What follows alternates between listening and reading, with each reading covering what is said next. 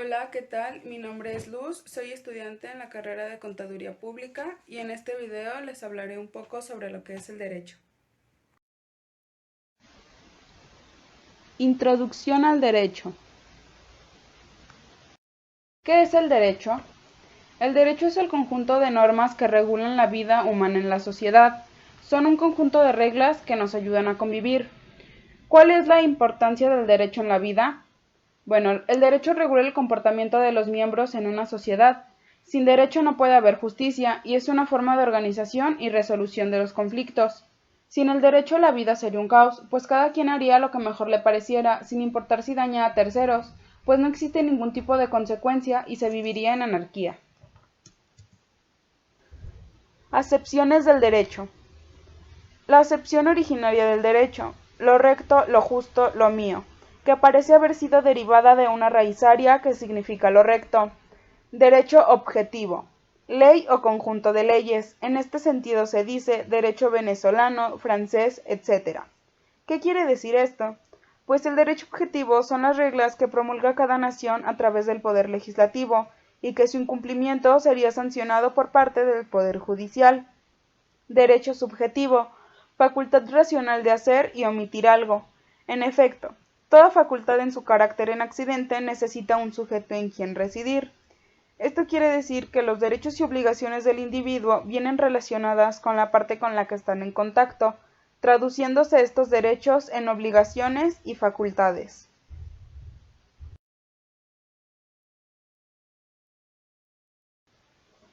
Derecho positivo y derecho natural. El derecho positivo es el conjunto de normas jurídicas escritas que a su vez han cumplido con los requisitos formales necesarios para efectuarse la creación de las leyes conforme a lo establecido en la Constitución Nacional de un país. Este derecho es creado por la voluntad humana y un ejemplo de ello sería la votación para las elecciones. El derecho natural es el conjunto de normas jurídicas que tienen su fundamento en la naturaleza humana, esto es de juicios de la razón práctica que enuncian un deber de justicia. Este corresponde a todo ser humano por el solo hecho de serlo. Un ejemplo de este sería la libertad. La diferencia entre estos dos, pues es, como lo mencionamos hace un momento, que el derecho positivo es creado por voluntad humana y el derecho natural no se crea, ese existe por el simple hecho de que somos seres humanos. Dignidad humana. La dignidad humana es el valor del ser humano por el simple hecho de serlo, dotado de libertad. Este no depende de ningún tipo de condicionamiento, no importa y no se debe de dañar la dignidad humana bajo ninguna circunstancia, ni se puede restringir por cuestiones de género, raza, clase social, edad y por ningún motivo. Nadie te puede quitar tu dignidad. Comportamiento humano. El comportamiento humano es el conjunto de actos exhibidos por el ser humano y está determinado por absolutamente todo el entorno en que se vive.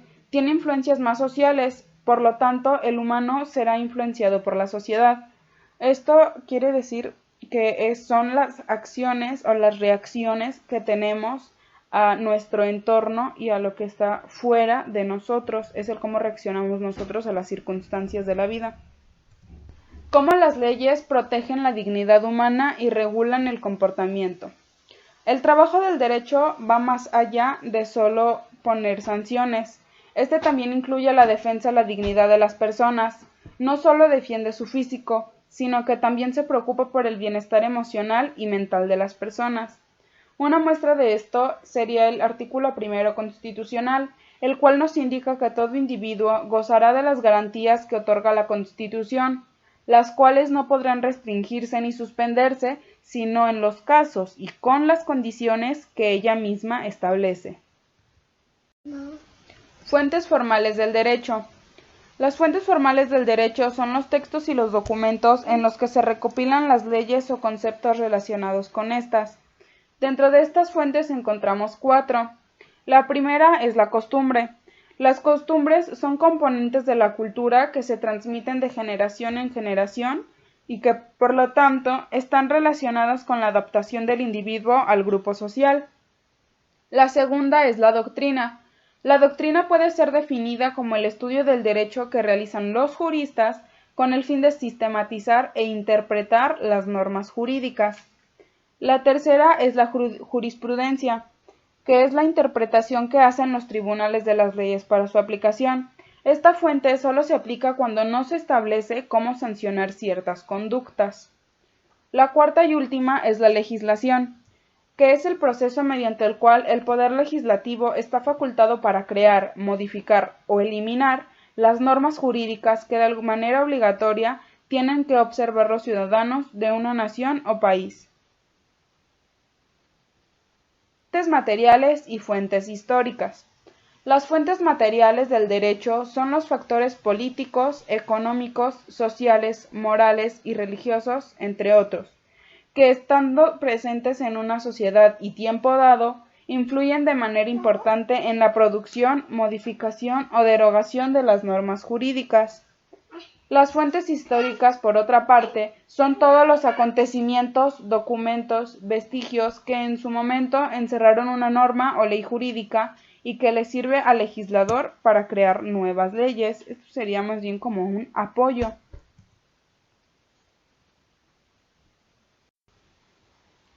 Normas de comportamiento humano. Las normas de comportamiento humano son pautas de conducta que los seres humanos determinan, comparten y aplican con objeto de alcanzar un objetivo común último, el bienestar.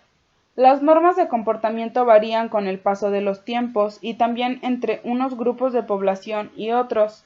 Esto quiere decir que no son unas normas genéricas que se apliquen a todas las personas, sino que influyen muchos factores en su creación. En este caso sería pues la sociedad, la misma persona en sí y pues en sí todo nuestro entorno. Normas morales, sociales y normas jurídicas. Las normas morales son aquellas que la sociedad emplea para decidir lo que le parece bueno. Pueden ser explícitas o no y se definen acudiendo a una tradición cultural y valores tradicionales, no a un código escrito. En caso de incumplimiento en las normas morales, la sanción que se presentaría sería el arrepentimiento y pues sería más bien una sanción más como remordimiento de conciencia, quedaría más en uno mismo. Las características de estas normas es que son autónomas, cada uno las crea, es decir, que no se imponen, son internas, son unilaterales y son incoercibles. Esto quiere decir que nadie nos obliga a cumplirlas. Las normas sociales son un conjunto de reglas que deben seguir las personas de una comunidad para tener una mejor convivencia, a las que se deben ajustar las conductas, tareas y actividades del ser humano. En caso de su incumplimiento, la sanción que las normas sociales presentan sería el rechazo social. Las características de estas normas es que son heterónomas, quiere decir que son creadas por otras personas, son externas, quiere decir que regulan el comportamiento que se exterioriza, son bilaterales, constan de dos partes, y son incoercibles, igual que las normas morales, nadie nos obliga a cumplirlas. Por otro lado, las normas jurídicas son una prescripción dirigida a la ordenación del comportamiento humano, prescrita por una autoridad cuyo incumplimiento puede llevar a una sanción. Generalmente impone deberes y confiere derechos. En caso de su incumplimiento, las normas jurídicas ya vendría siendo pues como lo dicta la ley. En este caso no sería algo que las demás personas lo digan, sino lo que la ley nos indique. Las características de estas normas es que son heterónomas, igual creadas por otras personas, son bilaterales, quiere decir que constan de dos partes, son externas, regulan nuestro comportamiento que se exterioriza, y son coercibles. Contrario a las normas morales y las normas sociales, las normas jurídicas se tienen que cumplir, se obliga a cumplirlas, porque pues nos impide hacer ciertas cosas. Proceso de creación de la norma jurídica. Este proceso consta de 4 pasos. El primer paso es la iniciativa de ley. Es cuando se presenta la ley que se quiere pues promulgar. Cabe recalcar que las únicas personas que pueden iniciar leyes en el país son, para las leyes federales, es el presidente de la República y los diputados y senadores. Para las leyes estatales son los gobernadores y los diputados locales, y para las leyes municipales son el presidente municipal y los regidores. El segundo paso es la discusión. Aquí se deberá de estudiar la iniciativa para emitir un dictamen. Pues estudia la ley, la razón por la cual se quiere promulgar, todo lo que lo avala, las cosas que se deberían de hacer y todo eso. En tercer lugar está la aprobación. Aquí es donde se decide si la ley se aprueba o no. Y pues en caso de que no se apruebe, pues aquí termina su proceso. En caso de su aprobación, el paso siguiente sería la entrada en vigencia o publicación. Una vez que la ley fue aprobada, pues esta se manda al Poder Ejecutivo, quien tiene la última palabra y podrá manifestar su acuerdo y promulgarlo o, en caso contrario, rechazarlo. Cuando el presidente rechaza una iniciativa, se dice que ejerció el veto, el cual puede ser total o puede ser parcial. Ámbitos de validez de la norma jurídica. Entre los ámbitos de validez de la norma jurídica se encuentran 4. El primero es el ámbito espacial, que son las normas aplicables en diferentes territorios. Entre estas se encuentran las normas universales aplicables en todo el mundo, las normas internacionales que son aplicables solamente en algunos países, las normas nacionales que son aplicables al interior de un país, las normas estatales que son aplicables dentro del territorio de una entidad federativa y las normas municipales que son aplicables al interior de un municipio.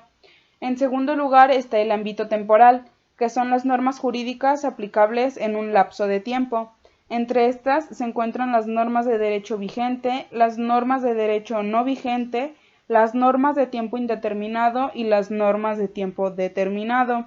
En tercer lugar está el ámbito personal, que son las normas jurídicas aplicables solamente a ciertos grupos de personas. Entre ellos se encuentran las normas generales, que son aplicadas a todas las personas, las normas genéricas, que son aplicables solamente a un grupo extenso de personas.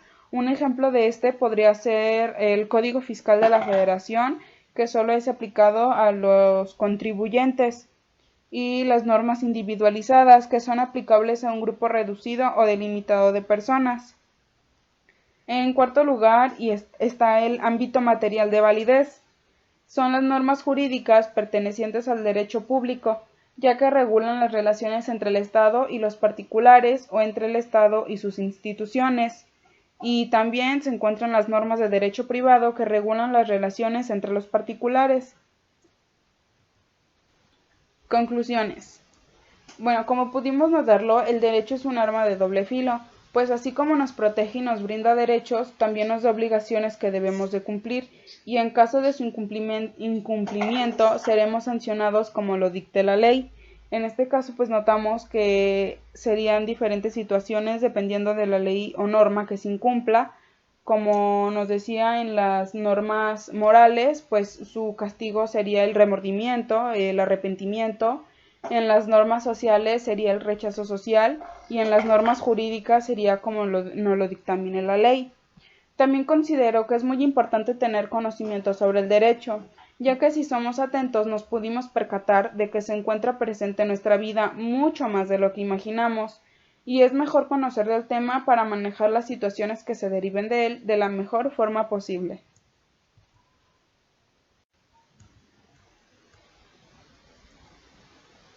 Por mi parte esto sería todo. Espero este video les haya sido de utilidad. Gracias.